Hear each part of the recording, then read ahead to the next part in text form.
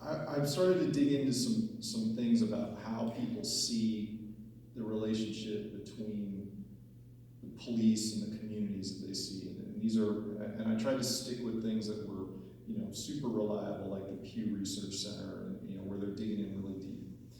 And I think that, when you preface this, the fact that this panel is even happening in this city is really, number one, a testament to the attitude of the law enforcement leadership in Mansfield in general.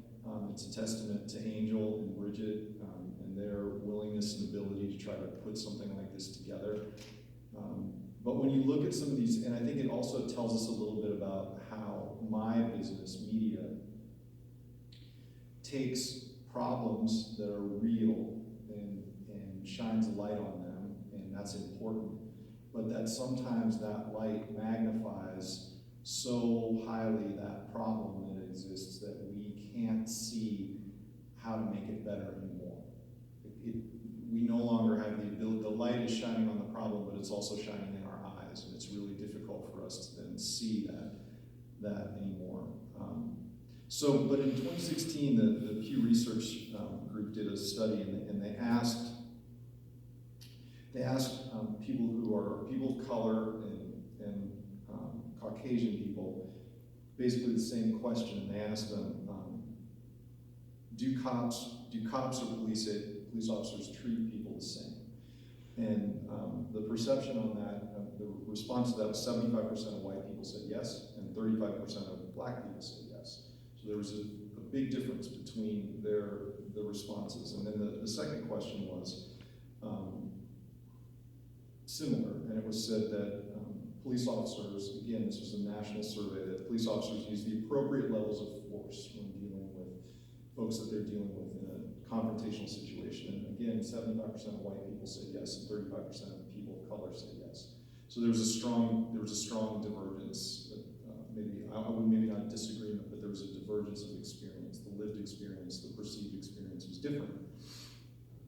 And so that got me thinking about a couple of things, and it got me thinking about another thing that was really interesting to me. And I want to ask our friends in law enforcement to talk about their personal experience with this, because I think it's really interesting. That Vox, which is a respected website, did a long piece on the investment that across the board that police organizations make in their policing, and particularly as it comes to training. And I'd like for you guys to speak to, does this sound right to you from your police, from your departments, or do you see divergence, and do you see a different path here that makes sense? But 60 hours on average, 60 hours of training is spent on firearm skills, 51 hours is spent on self-defense, 8 hours, and then on the other side, 8 hours is spent on community policing, and 8 hours is spent on mediation and conflict management. And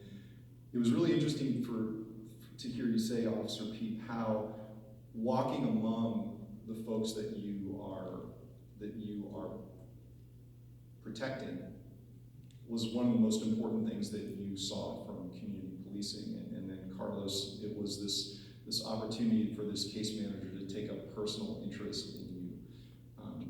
So to start with this piece on the law enforcement side, do you guys see that, is there that level of disparity on investment that you see or hear of in your own departments or in departments that you know about, in terms of tons of time and energy being spent on firearms and self-defense, and not very much energy being spent on community policing or sort of de-escalation training, or is this way off? Jay, we're a little unique, I can say, in Richland County. Those of you who's familiar, we are a CLEA certified agency, as is Columbus, because I work with their accreditation manager. She's actually helped me out, well, now it's a he, but standards like that, those standards, those high standards, where less than 5% of all police agencies meet those standards and best practices, it kind of forces you as an agency in your culture to do the things that you need to do to interact with community, do training. Now, all that said, we do have a certain amount of hours that we have to meet through the state, through CLEA, and through now the Ohio Collaborative. On top of that, I will say that when it comes to neglect, probably the easiest thing, that when it comes to budget cuts and things that we've gone through over the years, what's the first thing that gets cut? Training, right? So it's always a challenge for us. Now, the one thing where we're very fortunate with is that we do train a lot. And in Richland County, if any of you are familiar with NAMI, National Alliance of Mentally Ill, they give a program, a 40-hour class, and every one of our officers have to attend that 40-hour class of interaction with people that have, mental difficulties or disabilities. So that's something that we do to help those interactions and how to de-escalate and how to deal with things.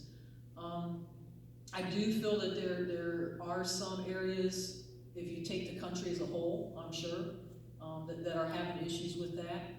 The one thing I like here is that we have so many programs that we're involved in. Richland County, a lot of you guys may not know this, but we had one of the first drug courts in the country. Your officers and judicial system probation officers went throughout the nation back in the late 90s and trained other cities on that drug court. We have one of the first veterans courts in the state. We have one of the first domestic violence courts in the state. So when it comes to re-entry courts and things like that, here in Richland County, honestly, we're pretty blessed with that. We're very active, our officers are active in it, our community, our judicial system, and prosecutors. We're very blessed with that. But is there disparity at times? Absolutely. I mean, I can say that without a doubt, there definitely is. And that's something we're still training on. It's a topic for us in command staff on how to talk to people. Those of you that's been around a while know me. I spent about 11 years as a supervisor and officer in community policing, neighborhood impact section. I worked down at 4th and Roland. Kept me busy. I enjoyed it. I loved it. I've kept that philosophy with me. I think that's important that we maintain that, and it's something that our division does. Is that? Yeah, absolutely. Officer Pete? So when we talk about the application of force, right? Firearms and our use of force continuum, those are tangible skills. Right. Those are also skills that you will agree with. Officers don't use those very often, right? We do not fire our firearm in the line of duty. There are a lot of officers. This is the average, I think, in the United States is like 82 or 83% of officers will go a 25-year career and never deploy their firearm, meaning they will never shoot a dog, a deer, a person, anything. That firearm will never go off outside of training. So we have to invest in keeping that proverbial saw sharp for when it actually needs to be used. I would absolutely agree with the captain that agency to agency, there is a disparity in training. There are agencies right now, folks, in the United States and right here in the state of Ohio, where when these officers come off patrol, they're literally taking their body armor off and handing it to the officer who's coming off patrol. So when you're talking about an agency that's ran on that shoestring of budget, there is not room for this additional training, which is bringing those numbers down. Take an agency like the city of Columbus, though. Every officer who graduates from our academy is trained in a 40-hour course of crisis intervention. We were one of the first agencies in the country to start implementing that as mandatory training.